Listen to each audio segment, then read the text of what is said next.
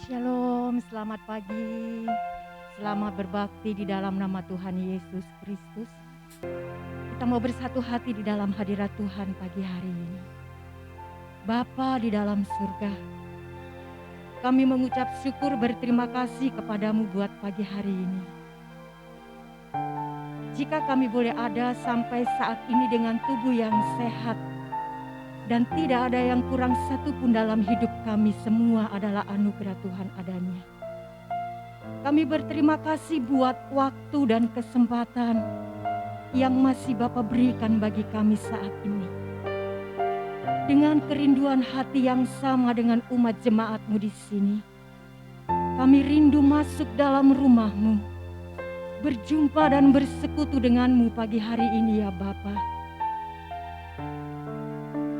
Allah Roh Kudus, selawat setiap kami. Jumpai setiap kami jiwa-jiwa yang haus akan Engkau. Kiranya Bapa berkenan menjumpai kami. Dengan hati yang tulus kami datang menyembah Tuhan. Dengan hati yang tulus kami rindu beribadah kepadamu pagi hari ini. Terima kasih Bapa. Hadirlah Engkau di sini pagi hari ini. Jumpai setiap kami ya Bapa. Terima kasih ya Tuhan, terima kasih. Betapa dahsyat Engkau Tuhan, pencipta segala yang ada. Dulu sekarang sampai selamanya. Hanya Engkau Tuhan. Terselami pikiranmu. Terima kasih ya Tuhan. Tak terukur panjang setiamu. Dulu sekarang sampai selamanya. Hanya Engkau Tuhan. Ku sembah Engkau Yesus. Hanya Engkau Allah di hidupku. Tiada yang lain, hanya Kau. Hanya Engkau Tuhan selamanya. Kau tetap Allah walau dunia semua bergoncang. Tak tergoyahkan, Kau tetap Allah. Perlahan-lahan jemaat saya jemput bangkit berdiri. Kita mau naikkan pujian ini di hadapan Tuhan. Amin. Engkau Tuhan, pencipta segala yang ada. Dulu sekarang sampai selamanya. Hanya Engkau Tuhan.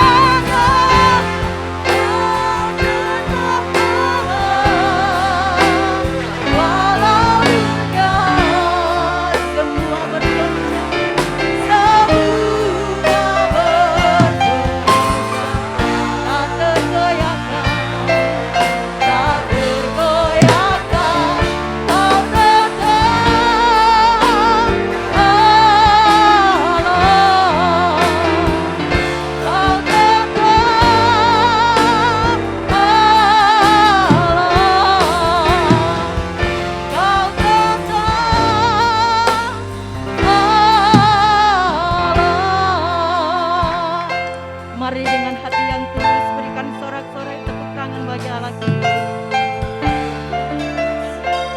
Selamanya kau tetap Allah.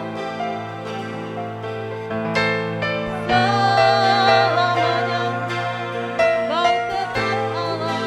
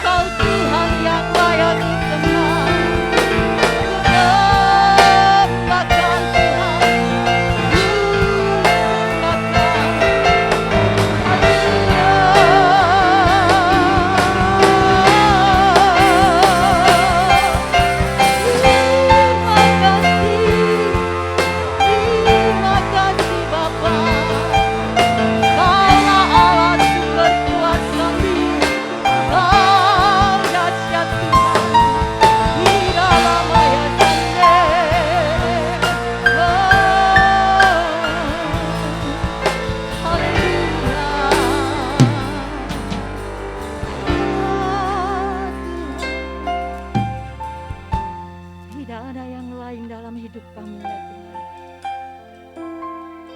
Hanya Engkau yang menjadi sumber kekuatan bagi kami. Engkau Allah yang berdaulat atas hidup kami. Kami sembah Engkau ya Tuhan. Kami sembah Engkau.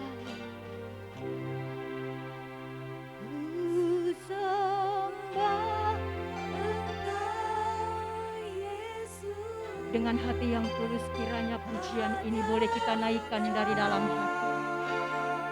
Bahwa hanya Yesus yang layak untuk kita sembah pagi hari ini.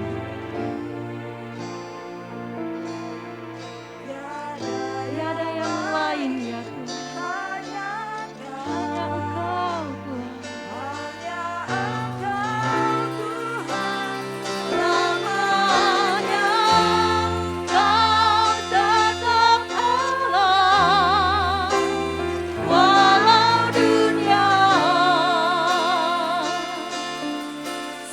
Ooh.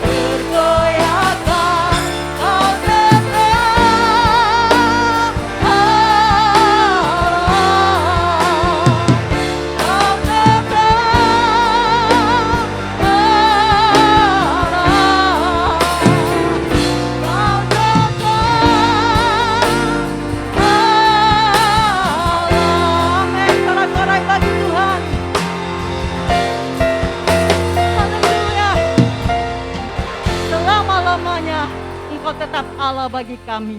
Dalam nama Yesus kami siap memuji Tuhan. Amin. Shalom. Shalom. Seberapapun kita yang hadir pagi hari ini yang rindu bersyukur, mari sekali lagi berikan tepuk tangan bagi Tuhan. Segala puji syukur hanya bagi Tuhan. Haleluya.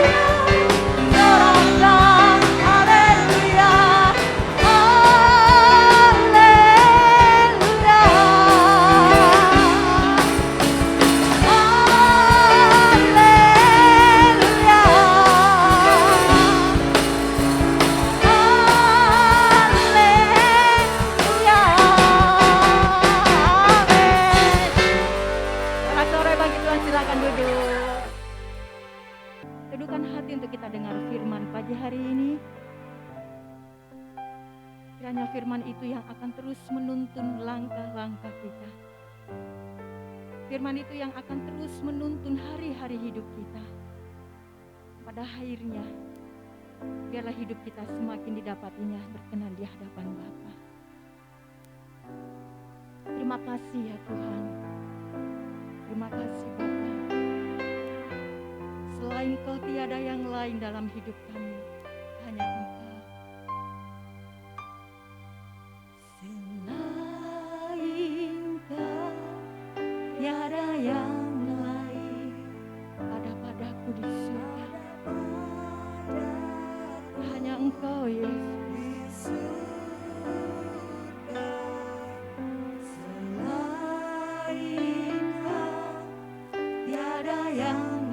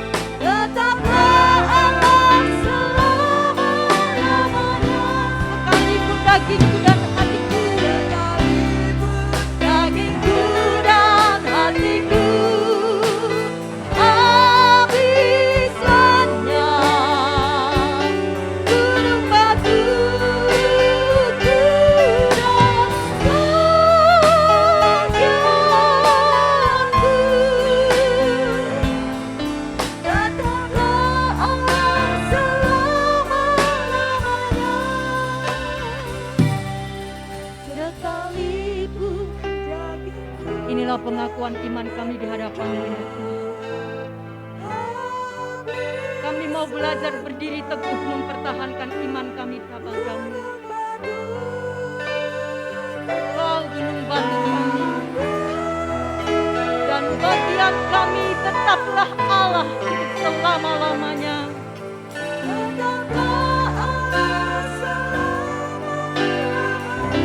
Mengalirkan dagingku. Waktu selanjutnya serahkan kepada hamba-Mu.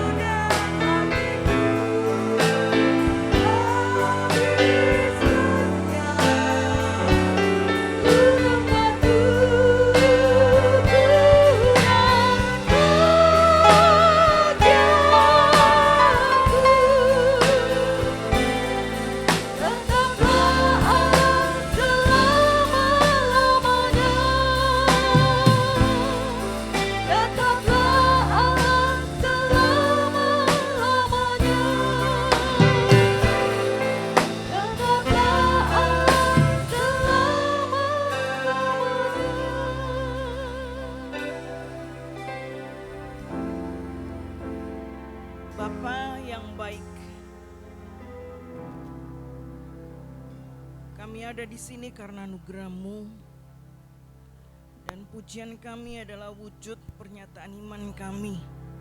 Apapun situasi yang kami hadapi, kiranya kami tetap ada bersama-Mu, tetap setia mengiring Tuhan sampai akhir hidup kami. Kami mencapai garis akhir dan mahkota itu tersedia buat kami. Terima kasih Bapa, 1 minggu lamanya kami lewati. Ada banyak suka dan duka, kami percaya itu karena itulah bagian dari hidup yang kadang Tuhan izinkan untuk membentuk kami, menjadikan kami semakin berkenan di hadapan Tuhan. Dan Tuhan dipermuliakan lewat hidup kami. Hari ini kami belajar untuk merayakannya. Merayakan kebaikan Tuhan dengan rasa syukur dan pujian kami. Dan kami lagi mau diisi oleh firman Tuhan yang akan menuntun hidup kami. Mari Bapa, tolong kami semua, urapan-Mu bekerja di tengah-tengah kami. Engkau yang hadir di sini ya Tuhan. Nyatakan kehadiran-Mu bagi setiap pribadi. Supaya ada sesuatu yang Allah kerjakan bagi kami semua. Terima kasih Bapa, tolong kami, berbicaralah ya Tuhan. Kami semua siap mendengarkannya. Beri kepada kami hati yang terbuka, tanah-tanah yang siap untuk diisi, ditanamin benih yang kekal itu. Dan Tuhan akan menumbuhkannya. Terima kasih, berbicara kami siap mendengarkannya. Dalam nama Bapa, Putra dan Roh Kudus kami berdoa. Semuanya percaya katakan amin. Silakan Bapak Ibu untuk duduk.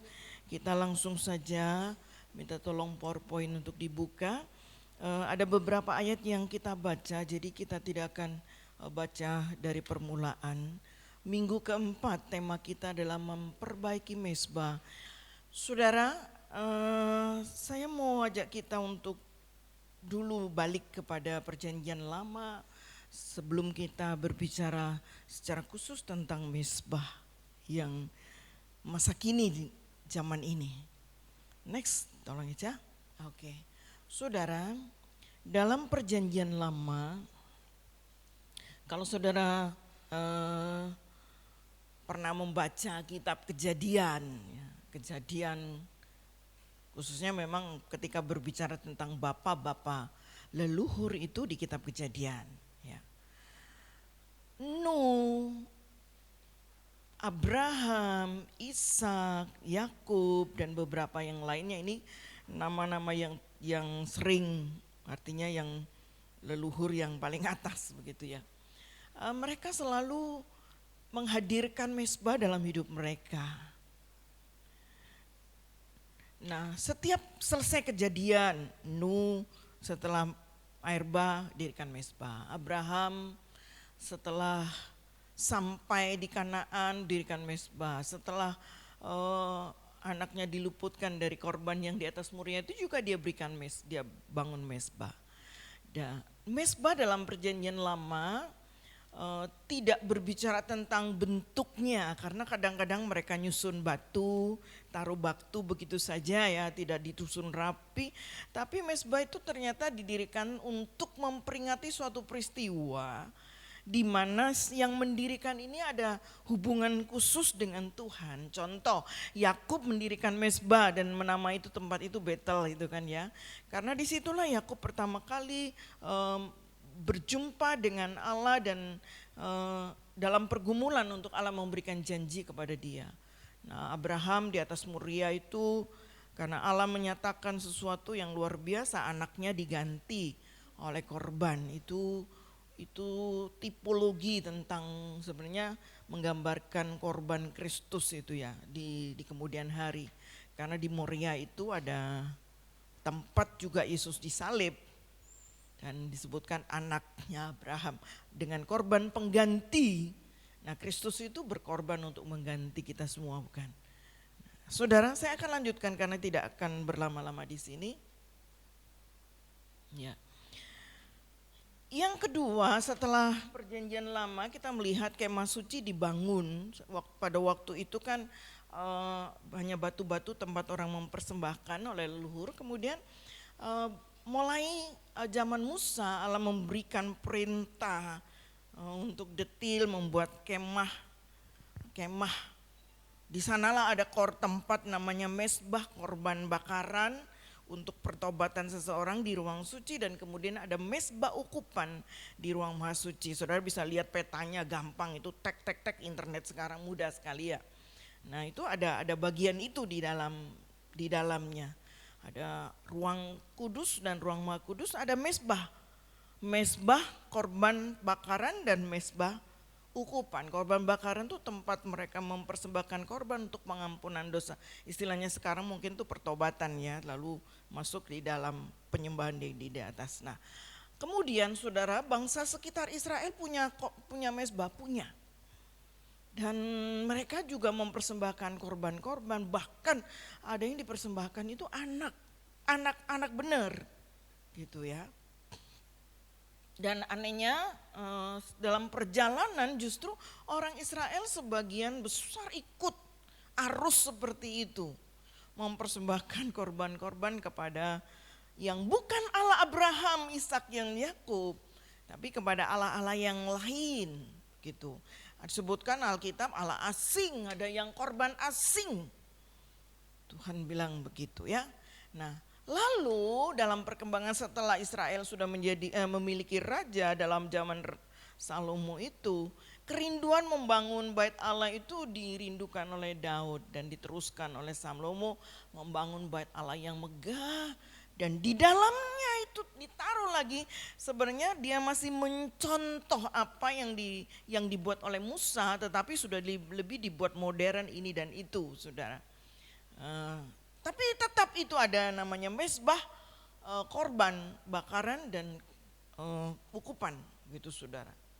Nah, setelah zaman Salomo ini kan bait suci Salomo yang bangun ya saudara.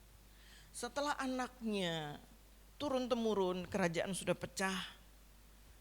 Yerobeam, Rehabeam, kerajaan selatan dan utara 10 dan 2 suku. Nah, Yerobeam ini anak garis keturunan Daud, karena Tuhan mempertahankan itu, bahwa Tuhan akan tetap menjaga. Nah, saudara, karena ketidaktaatan mereka, kita kalau membaca kitab nabi-nabi, ya di sanalah disebutkan bahwa pada akhirnya bangsa ini dibawa oleh tentara. Kita baca dulu coba Yeremia 11 ayat 12. Karena ini sejarahnya bukan di luar Alkitab, saudara, ada di dalam Alkitab. Oke, kita akan baca dulu. Maka seluruh negeri ini akan menjadi reruntuhan dan ketandusan. Itu berbicara tentang Yerusalem, saudara. Dan bangsa-bangsa ini akan menjadi hamba kepada Raja Babel 70 tahun lamanya. Disebutkan bangsa-bangsa itu karena banyak suku di dalam kerajaan Israel. Kemudian sesudah genap ke 70 tahun itu, demikianlah firman Tuhan. Maka aku akan melakukan pembalasan kepada Raja Babel dan kepada bangsa itu oleh karena kesalahan mereka, juga kepada negeri orang Kasdim dengan membuatnya menjadi tempat-tempat tandus untuk selama-lamanya. Saudara, ibu-ibu sekarang baca sampai di kitab Yeremia, itu sudah putaran ketiga atau keempat ya. Ya, di dalam kitab Yeremia itu bisa melihat saudara bahwa ketika dinubuatkan, diberitahu raja nanti kamu akan dibawa oleh tentara Babel, mereka nggak percaya. Oh, Nabi Yeremia penyampai firman itu digebukin, dimasukkan di sumur, dianiaya pokoknya. Mereka bilang jangan dikasih makan, biar mati. Tapi ada juga yang menyelamatkan karena masih dalam kehendak Tuhan. Tetapi dikatakan Nabi Yeremia adalah nabi yang menderita, yang sangat menderita. Ada yang sebutkan nabi menangis gitu ya. Nah, mereka dikatakan harus pergi, dan nabi-nabi palsu setelah mereka dibawa pergi, mereka bilang wes gak apa-apa, sebentar kok pasti Tuhan bawa pulang kamu. Yeremia bilang tidak, bangunlah, kamu tinggal di Yerusalem, di Babel ini, buat bekerjalah, bangunlah rumah, bekerjalah, karena lama 70 tahun lamanya Tuhan akan, itu sudah dinubuatkan oleh Yeremia 70 tahun. Jadi bekerjalah, jangan diam-diam. Bekerjalah, lalu galilah tanah, bikin ini segala bisnis, buat apa saja rumah tangga. Nah, ternyata pada akhirnya memang mereka berhasil saudara. Ada banyak yang berhasil. Dan ketika tahun 538 Tuhan kan bilang bahwa pada akhirnya bangsa Babil, saudara mungkin ada kata Kasdim atau Babil, rakyatnya bangsanya namanya Kasdim. Lalu kekaisarannya itu kekaisaran Babylon. Jadi rajanya disebut Raja Babel. Ada Nebukadnezar kan, ya, raja berapa lagi yang terkenal. Tapi memang itu yang membawa Israel pergi dari keluar. Kenapa? Penghukuman Tuhan, karena mereka tidak pernah dengar nasihat-nasihat yang diberikan oleh nabi, saudara. Mereka pikir Tuhan terlalu baik, tidak mungkin melakukan ini itu. Saya kemarin sore saya katakan bahwa kita harus belajar Tuhan itu secara lengkap. Allah itu baik, tapi Allah itu juga adil. Ya kan? Allah itu murah hati, tapi Allah juga kudus. Allah itu Bapa, tapi juga Allah pengusaha kan gitu. Dan lain sebagainya. Jadi itu harus lengkap dipahami. Sehingga kita tidak menitik beratkan Tuhan di sini saja gitu. Tuhan yang mukul saja tidak pernah kasih sayang gitu. Tapi Tuhan yang menyayangi saja tapi tidak memukulkan, seimbang. Nah, ini Tuhan lakukan. Yeremia 25 itu benar 70 tahun lamanya. Jadi Yerusalem itu ditinggal, bait Allah juga sudah mulai sudah di dalam peperangan itu mengalami keruntuhan, rusak misbahnya juga di sana. Tahun 538 dari Persia, bangsa Persia, ada seorang raja bernama Kores mengalahkan Babel. Lalu dikuasai, runtuhlah kerajaan Babel. Dari dulu kan begitu ya saudara, sejarahnya Sriwijaya apa diganti lagi kan gitu ya. Siapa yang menang memerintah, yang lain sudah turun. Nah ini Babel turun, diperintah oleh seorang raja bernama Kores.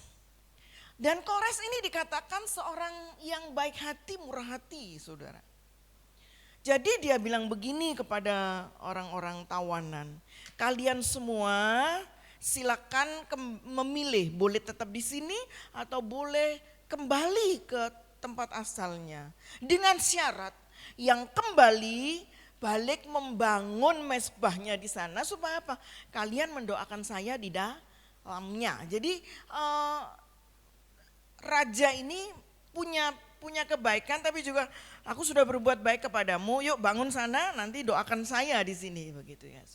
Nah menurut catatan kira-kira 50.000 orang, selainnya tidak mau. Kenapa saudara? Mereka sudah makmur, mereka sudah ekonominya baik, mereka sudah punya rumah dan lain sebagainya. 70 tahun itu kan bukan waktu sedikit ya saudara.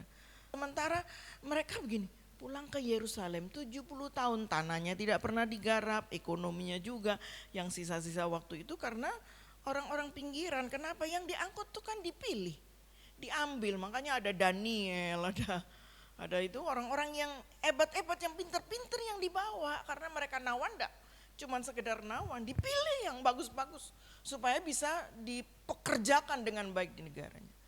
Nah, bayangkan Yerusalem yang tidak ada harapan. Nah, saudara, beberapa orang yang 50 ribu ini dipimpin oleh dua orang pemimpin, satu imam namanya Imam Yosua.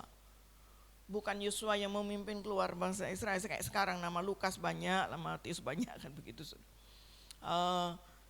Lalu satu lagi namanya Zerubabel. Zerubabel artinya benih Babel. Ini satu-satunya keturunan Daud, cucu dari Yerobeam yang lahir di Babilonia. Makanya disebut namanya Zerubabel. Dikasih nama Zerubabel, dan dua orang ini yang memimpin mereka untuk pergi. Dan ketika sampai Zerubabel dan Imam Yosua ini melakukan pekerjaan yang pertama seperti pesan raja itu, jadi mereka membangun mezbah. Mezbah yang rusak tadi itu dibuat lagi, makanya disebut ada bait suci kedua. Dikatakan mereka sebenarnya agak frustasi karena besarnya tidak bisa lagi seperti Salomo yang buat. Ada banyak hal. Pertama, mereka datang dengan pakai biaya ya, yang dikirim, yang disupport oleh Raja Kores. Tapi begitu ganti Darius, Kores mati, ganti Raja Darius, saudara, itu support itu diberhentikan. Tidak ada lagi sponsor, begitu. Ya, tadinya sebentar tiba-tiba ada. Tapi sebenarnya ketika mereka, ya apa ini, macet ini. Lalu pada waktu itulah Nabi Hagai datang kepada mereka. Saudara baca kitab Hagai ya. Dia bilang begini, kenapa kalian gagal? Kalian frustasi, mereka sudah kayaknya kekuatannya udah gak mampu. Tuhan kasih tahu lewat Nabi Hagai. Apa sih kegagalannya? Bukan tetek bengeknya itu. Bukan tadi karena gak ada sponsor lagi, gak ada ini lagi. Hagai bilang begini, yang menjadi masalah adalah karena kalian tidak menempatkan yang pertama sebagai yang pertama. Artinya mereka tidak mengutamakan yang utama, maka yang lainnya ini justru morat-marit. Pembangunan rusak, hubungan sosial, kondisi politik segala macam jadi kacau balau. Alasannya Nabi Hajar, kalian tidak mengutamakan yang utama. Saudara, hal seperti ini sebenarnya yang di dalam perjanjian baru disinggung oleh Tuhan Yesus kan. Dalam Matius 6, tema kita kan Matius 6 mulai doa Yesus itu. Yang dibawa Matius 6 itu bilang begini, carilah dahulu kerajaan Allah dan kebenarannya, maka yang lainnya ditambahkan. Betul? Saudara, kita kan sering kali balik. Carilah semuanya dulu, nanti sisa-sisanya buat Tuhan. Oke, mungkin saudara satu sisi berhasil di bidang ekonominya, tapi kan ada sisi lain yang jadinya apa? Poranda bilang begitu Pak. Tapi Yesus menjanjikan kalau kamu dahulukan Tuhan hati, tempatkan Tuhan sebagai yang pertama, karena memang harus sedemikian. Yang utama, yang pertama ditempatkan yang pertama, tidak digeser. Tuhan bilang Tuhan akan toto yang lainnya. Saudara percaya? Itu firman Tuhan. Dan Tuhan sudah buktikan dari perjanjian lama sampai dia tidak pernah ingkar janji. Oke, kita masuk ke dalam perjanjian baru. Dalam 1 Korintus 3,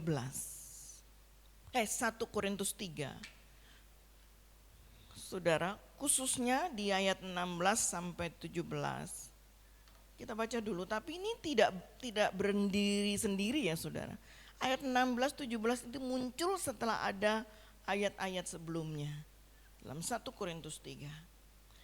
Firman Tuhan berkata, tidak tahukah kamu bahwa kamu adalah bait Allah dan roh Allah ada diam di dalam kamu. Jika ada orang yang membinasakan bait Allah, maka Allah akan membinasakan dia. Sebab bait Allah adalah kudus dan baitnya itu ialah kamu. Siapa bait Allah menurut perjanjian baru?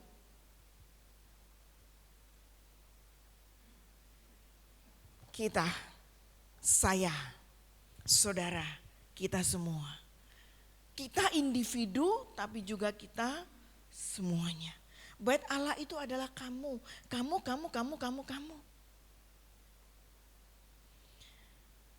Menurut Korintus, bait Allah adalah pertama, bait Allah berarti orang percaya dan kumpulan orang percaya. Orang-orang yang percaya kepada Kristus. Karena dalam 1 Korintus 3 ini disebutkan oleh Paulus, dasar sudah diletakkan satu, Kristus, tidak ada yang lain. Jadi artinya bangunan atau bait Allah itu adalah orang percaya. Kumpulan orang percaya, orang yang sudah percaya Kristus, orang yang sudah diselamatkan lewat pengampunan darah Yesus yang menebus. Itu sebagai dasar Paulus katakan. Jadi semua itu mereka adalah orang-orang percaya. Berarti kalau bait Allah ini orang percaya, bukan satu orang, banyak orang. Maka bait ini perlu dijaga supaya jangan tadi katakan runtuh, bongkar kan. Jangan rusak. Apa cara membangun atau menjaganya supaya tidak runtuh? Saudara, sebagai kumpulan bukan orang banyak, kesatuan itu yang perlu dijaga. Dan dalam 1 Korintus 3, Paulus berkata yang merusak kesatuan, itu Paulus berkata begini, jangan ada sifat-sifat iri, dengki. Dalam 1 Korintus 3:2 itu disebutkan begitu saudara. Itu kan merusak kesatuan. Dan selanjutnya ayat 3 dikatakan jangan ada yang buat golongan Paulus atau golongan Apolos. Sebab pekerjaan Tuhan yang menumbuhkan. Tidak ada orang yang paling berkarya dalam pekerjaan Tuhan. Siapapun saudara. Dalam rumah Tuhan itu dari mulai orang-orang yang berdoa yang tidak pernah saudara tahu. Yang tidak pernah saudara lihat. Orang-orang yang di rumah mendoakan gereja Tuhan, mendoakan hamba Tuhan, mendoakan jemaat itu sama. Nilai penting dan Alkitab bilang sama pahalanya dengan orang yang berdiri di atas mimbar sebenarnya. Dan keseluruhan itu harus dijaga. Tidak ada yang bilang aku golongannya ini, aku golongannya itu. Aku golongannya Apolos, aku golongan. Itu pembuat sebenarnya memecah atau merusak kesatuan dalam tubuh Kristus. Yang kedua, bait Allah itu tempat kediaman Allah.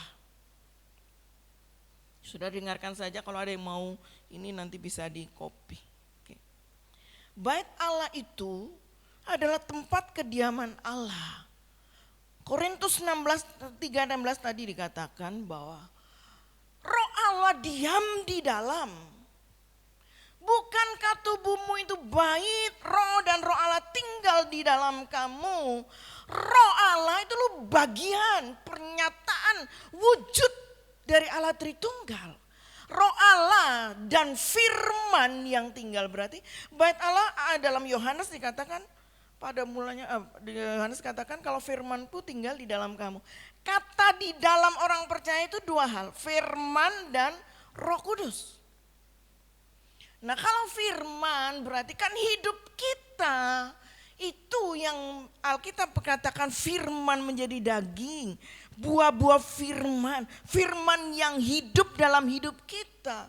Firman Allah yang bukan tertulis tapi yang nyata lewat hidup orang percaya. Itu artinya bait. Firman Allah tinggal di dalam bait dan Roh Kudus dengan karya-karyanya. Nah kalau Roh Kudus tinggal di dalam kita mestinya buah roh itu muncul kan? Benar?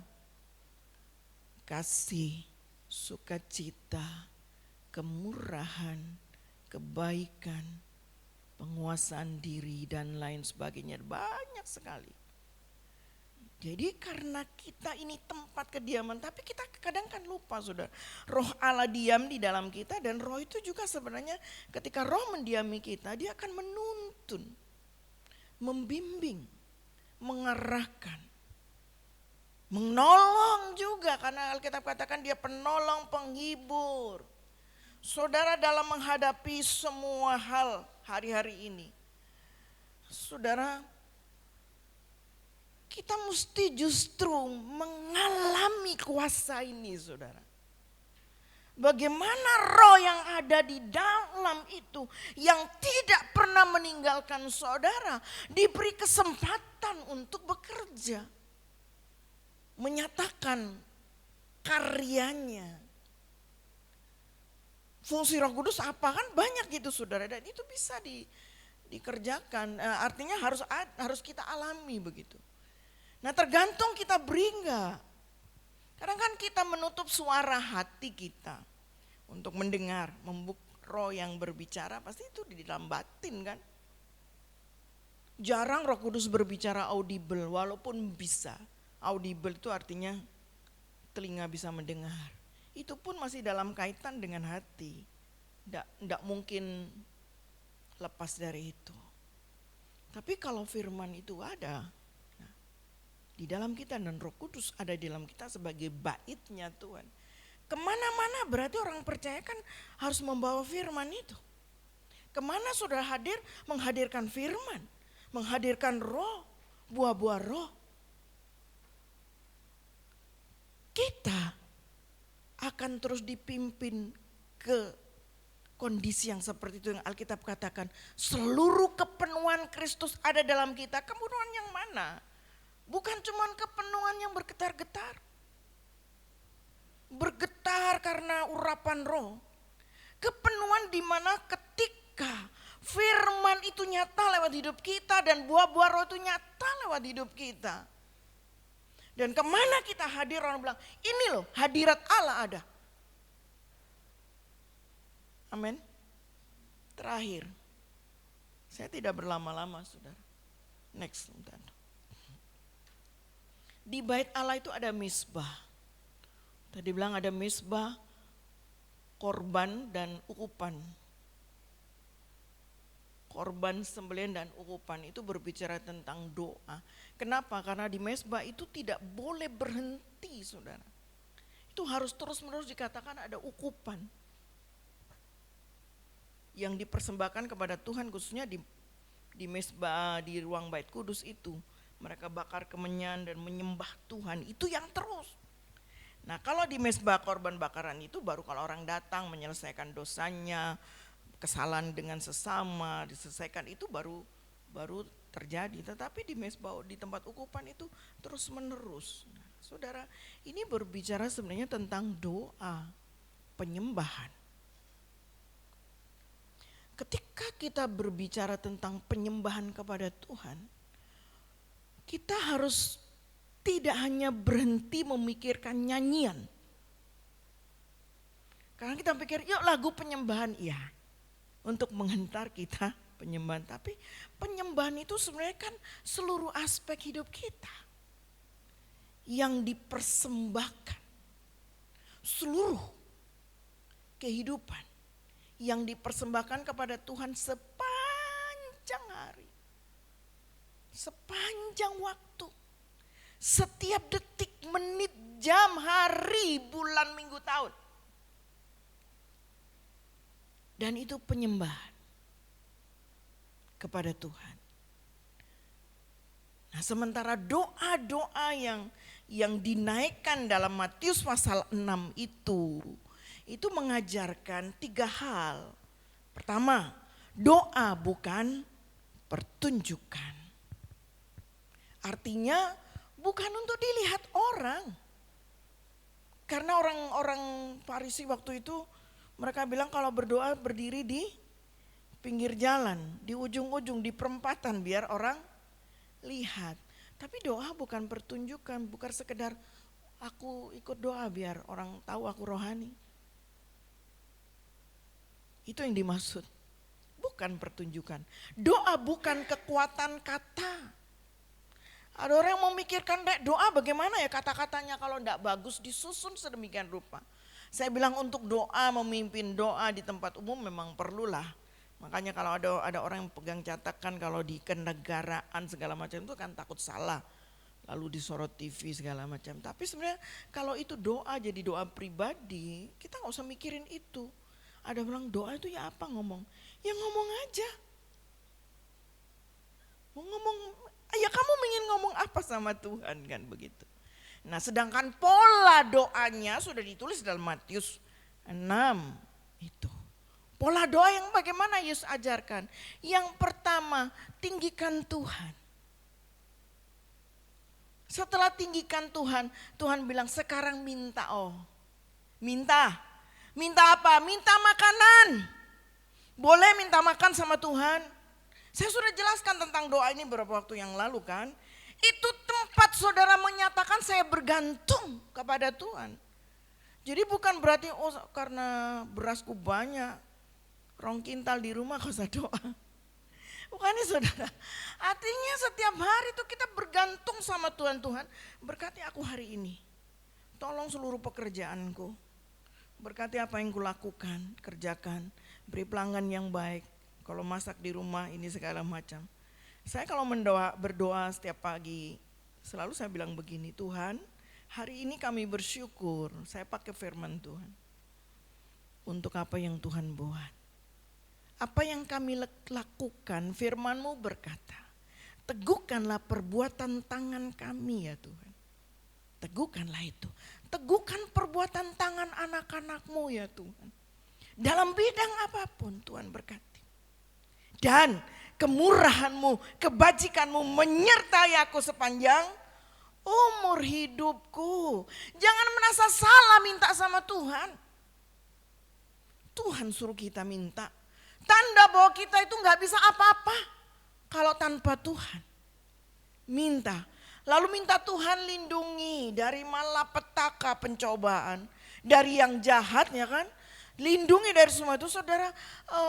Campur tangan, kalau ada tiga tipe orang percaya. Yang pertama orang yang sama sekali tidak percaya bahwa iblis itu ada untuk ambil bagian di dalam ikut merusak segala sesuatu di dunia ini. Itu yang pertama, tidak percaya. Yang kedua ada yang percaya tetapi terlalu percaya. Artinya semua hal dikaitkan dengan setan. Nah, itu juga tidak betul. Tapi yang ketiga ini orang yang percaya bahwa setan ada, kadang-kadang intervensi, tapi percaya bahwa Tuhan punya kuasa yang lebih besar dari itu. Amin. Sebab itu dalam doa Bapa kami ditutup, karena Engkau yang punya kuasa kemuliaan selamanya. Percaya ada kedaulatan Tuhan yang akan menjawab doa-doa kita. Itu yang Tuhan ajarkan saudara. Tapi mari kita minta kepada Tuhan supaya itu menjadi bagian hidup kita. Bukan pemahaman yang teori. Pengenalan kepada Tuhan ginusku itu pengetahuan by experience. Knowledge by experience itu artinya mengerti melalui pengalaman hidup. Saudara, kalau saudara mau cerita, misalnya saya habis baca buku tentang nanas. Buah nanas itu bagaimana ini untuk membuktikan contoh. Saya bilang menurut buku itu gini manis. Nah, dia nggak tahu bahwa, tapi saya misalnya begitu. Lalu Koyeri, aku kemarin udah beli nanas yang digantung dibungkus 10.000. Ternyata nanas itu bukan cuman manis. Ada yang kecut, ada getirnya. Walaupun dikatakan itu banyak fungsinya, tapi di lidah itu nggak enak, ya kan? Ada yang nggak suka, ada yang nggak suka gini. Aku nggak suka nanas, mari makan nanas minum getir-getir. Nah tadi yang saya membaca buku bisa nggak menjelaskan itu? Oh nanas itu begini. Lalu dia bilang enggak, nanas itu begini. Siapa yang dipercaya? Enak didengar mana? Penjelasan Kojerin. Dalam hidup kita itu seperti itu loh saudara. Pengenalan apapun tentang Tuhan dalam kaitan hidup kita, kalau itu didasarkan oleh pengalaman hidup, saudara akan, ini loh Tuhan, ini Tuhan, mataku melihat ini Tuhan. Dulu cuman kata orang itu yang Ayub berkata. Tapi Ayub bisa mengerti itu lewat peristiwa yang gak gampang kan.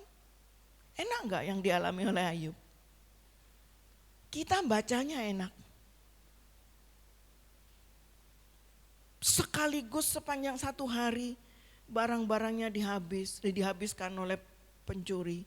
Anaknya meninggal 10 orang. 10. Saudara kehilangan anggota keluarga satu, bagaimana rasanya? Ada orang yang depresi, stres. Sampai bertahun-tahun. Hanya karena kehilangan mama. Saya punya teman, hamba Tuhan. Baru selesai dia dengan depresi itu. Ketika ikut bergabung dengan kami. Dia katakan begini. Saya punya mama, saya dipanggil Tuhan untuk melayani dia di perbatasan Kalimantan dan Malaysia Kuching. Dia panggil mamanya datang dari Jakarta. Karena dia tahu mamanya ini punya sakit, ya anggap sakit gula kalau nggak salah begitu ya. Jadi dia cekot, jangan makan ini mah, jangan ini mah, jangan ini mah, jangan ini mah. Saudara, tidak lama, seminggu bersama dengan dia mamanya dipanggil Tuhan. Waktu itu dia langsung dalam penyesalan, saudara. Saya bilang, tahu gitu mamaku tak kasih makan apa saja yang dia mau. Nyesel itu satu orang loh saudara. Dan bertahun-tahun sepanjang pelayanan setiap kali ingat itu dia dalam penyesalan. Akhirnya ditolong dalam pelayanan konseling. Dan sekarang udah selesai. Nah itu anak 10 loh saudara. Tapi itu semua sebenarnya proses untuk mengenal Tuhan yang Tuhan izinkan. Apapun yang saudara hadapi. Saya berbincang-bincang dengan jemaat dengan kondisi yang sekarang ini. Saya bilang yuk, memang itu bukan hal yang mudah mengalami itu. Yang pertama, kita tidak bisa bersuka cita kalau tidak kita belajar untuk bersyukur. Syukur itu pertama kali untuk saudara bisa menikmati itu. Belajar bersyukur. Lalu percaya, minta tolong Tuhan langkah demi langkah apa yang mau dikerjakan. Tuhan tolong, saya percaya makan minum Tuhan pelihara. Tuhan tidak bilang suruh makan burger, pizza. Tapi kan Tuhan bilang makan yang dibelah. Saya bilang Tuhan itu menjawab doa. Saya akan tutup dengan, karena tadi Matius 6 ayat 33, kalau kamu mendahulukan kerajaan Allah, maka segalanya yang diperlukan dicukupi. Yang diperlukan bukan? Nah, saya cerita, tutup dengan sebuah cerita. Seorang hamba Tuhan penginjil biasanya pelayanan ke daerah-daerah. Nah, satu saat dia mau berangkat menginjil, dia hanya punya uang untuk berangkat. Dan dia tidak punya uang untuk nanti pulang. Seperti biasa dengan yakin, Tuhan kan berjanji menyediakan yang kuperlukan. Saya mau bawa saudara untuk ngerti. Yang saudara perlukan itu Tuhan yang lebih tahu apa saudara lebih tahu? Saudara lebih tahu. Hamba Tuhan bilang, Tuhan pasti tolong saya. Selesai dia berangkat ke toko kota A, dia melayani, saudara, dia layani, dia khotbah selesai. Ya, biasa kan? Biasanya kan kalau hamba Tuhan dipanggil melayani ya pasti ada PK kan yang diberikan. Dia tunggu. Kok ada PK dikasih, dia perpanjang lagi.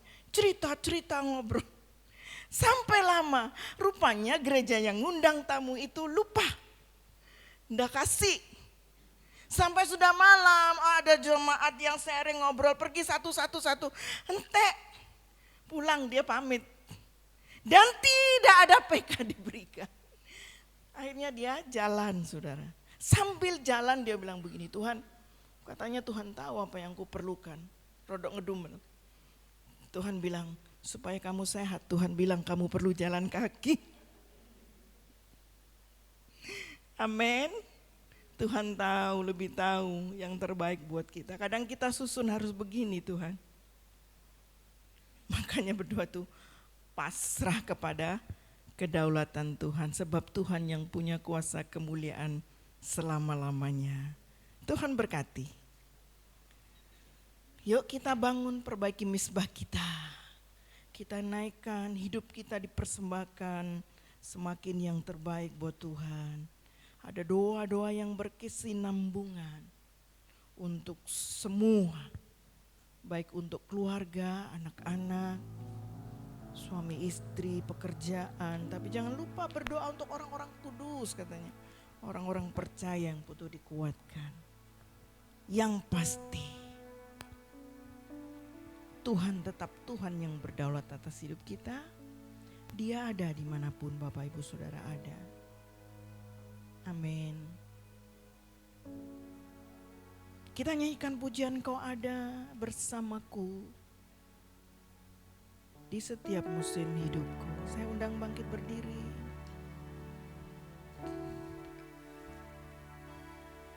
Engkau ada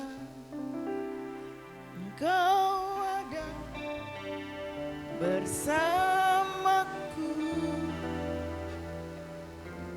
di setiap musim hidupku.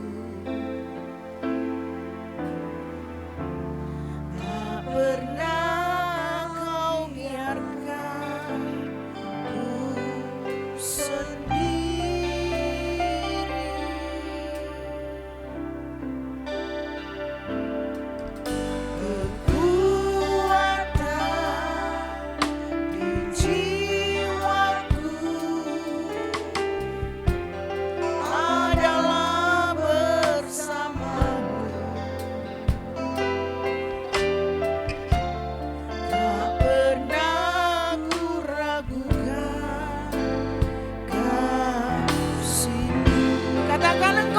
Bersamaku di setiap musim. Engkau ada bersamaku. Tuhan, Engkau hadir karena Engkau ada di dalam kami, bersama dengan kami.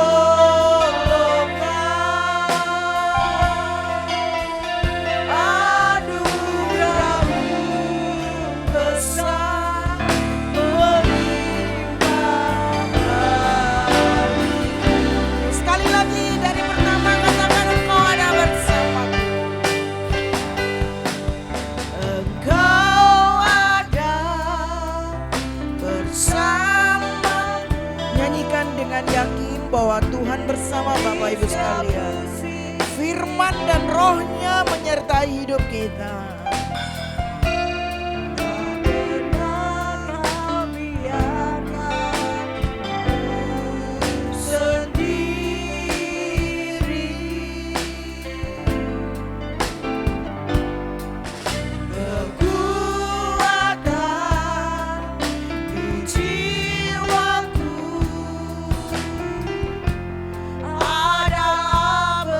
Bersamamu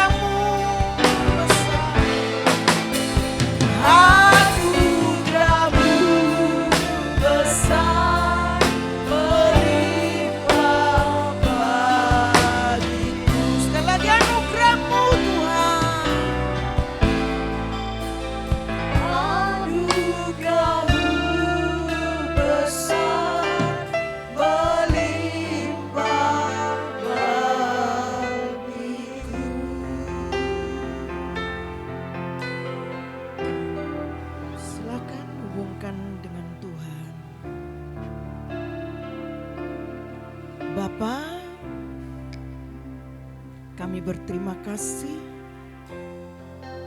buat firman-Mu. Kami mau belajar memperbaiki misbah kami.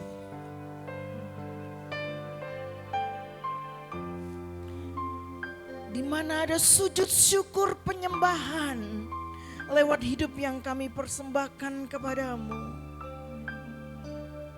Ada doa-doa yang kami naikkan. Tolong kami Tuhan, tuntun lewat Roh Kudus dan firman-Mu. Memperbaiki sisi-sisi bagian dari mezbah kami. Supaya doa kami didengar oleh Tuhan. Supaya pergumulan kami dijawab oleh Tuhan. Dan hidup kami dilimpahi oleh anugerah Tuhan, kemurahan dan kebajikan Tuhan yang mengalir sepanjang hidup kami. Kami percaya itu sebab Engkau yang berfirman adalah Tuhan yang berdaulat, yang punya kuasa kemuliaan sampai selama-lamanya.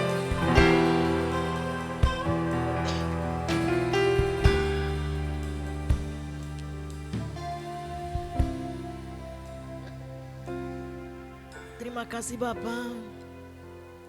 Tuhan tahu pergumulan anak-anak-Mu, khususnya jemaat GBI Pondok Daud, baik yang ada di ruangan ini, yang masih belum ibadah, yang akan datang kedua, ketiga, bahkan yang ada di rumah yang masih online. Tuhan, Engkau Tuhan pemilik hidup kami. Kami belajar berserah Tuhan. Kami belajar berserah. Kami belajar untuk berserah. Dan percaya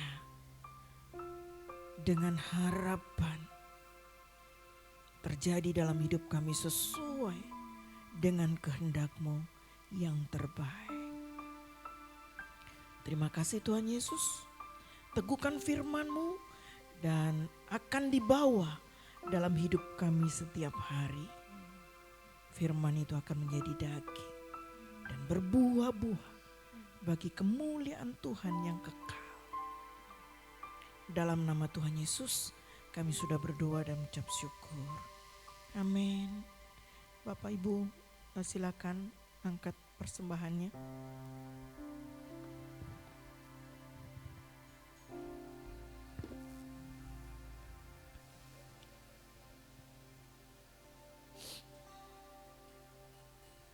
Kita angkat, kita persembahkan kepada Tuhan dengan hati. Pemberian dengan sukacita, itu yang diberkati oleh Tuhan. Kami berterima kasih, bersyukur Tuhan, karena Tuhan masih beri kami makan minum. Dan ini adalah bagian dari keperluan itu yang kami dapat dari jerih lelah. Tapi kami mau belajar untuk mempersembahkan bagi Tuhan dan pekerjaan untuk kelabaran kerajaan Allah. Tuhan memberkati. Kiranya kami memberi ini dengan hati penuh syukur dan Tuhan melihat kehidupan kami masing-masing. Engkau akan mencukupkan sesuai dengan kebutuhan kami, bahkan lebih dari itu, untuk kami bisa berbagi dan memberkati. Terima kasih ya Bapa, terima kasih. Mari kita akan tadakan tangan untuk meminta berkat Tuhan. Sebagaimana janji firman-Mu, Tuhan menghadapkan wajahnya kepadamu. Tuhan memberikan kasih karunia, kemurahan, kebaikan, dan segala berkat di surga yang dimiliki oleh Bapa akan tercurah sebagai janji warisan yang diberikan kepada kami dan anak-anak cucu kami. Terimalah segala syukur dan hormat kepada Tuhan. Dalam nama Bapa, Putra dan Roh Kudus kami berdoa. And